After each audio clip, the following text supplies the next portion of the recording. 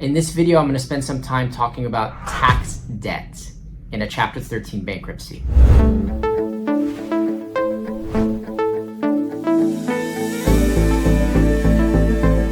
Simple example, or the most simple example, you owe the IRS money. That amount that you owe the IRS has to be part of your bankruptcy. There's no way around it. Even if you have a payment plan with the IRS, once you file bankruptcy, the IRS is going to cancel that payment plan, and anything you owe the IRS has to go through the bankruptcy court, through the Chapter 13 trustee payment plan. When you have IRS debt and you are filing bankruptcy, you need to determine what type of debt it is, so where it's going to fall. It's either going to be priority, secured, or unsecured. So what does that mean?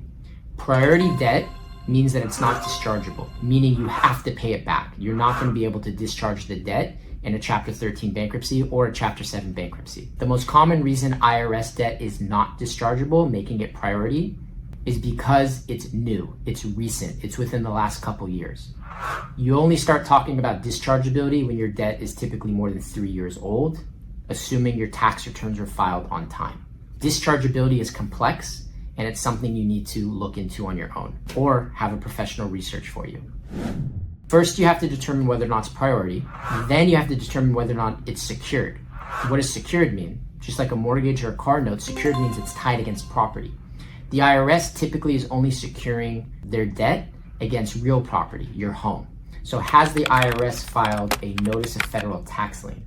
If the answer is yes, you have to pay back that full amount in a Chapter 13 bankruptcy. There's no way around it, okay? Because it is secured against your house, it has to be paid off.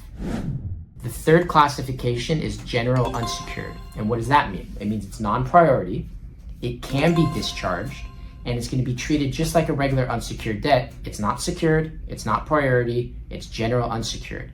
And that can be discharged. In a Chapter 13, you still may have to pay some of it back or all of it back, depending on your planned percentage being paid to unsecured creditors. What does that mean? Sometimes you file bankruptcy and your credit cards get paid back 100%. That means your IRS debt would get paid back 100%, even if that IRS debt is general unsecured.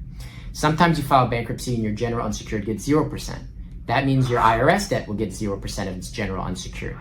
So if you had your choice, you would want it to be that third one, that general unsecured, and then you would have to determine what percentage it's going to get paid back.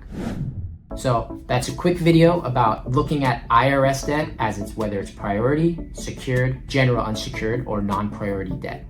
If you have any questions, feel free to drop them here in the video. Subscribe to us so you get notifications of these videos. They're free, they're helpful, or we hope they're helpful. Again, if you want to reach out to us, sternberglawgroup.com, we're here for you. Thank you so much.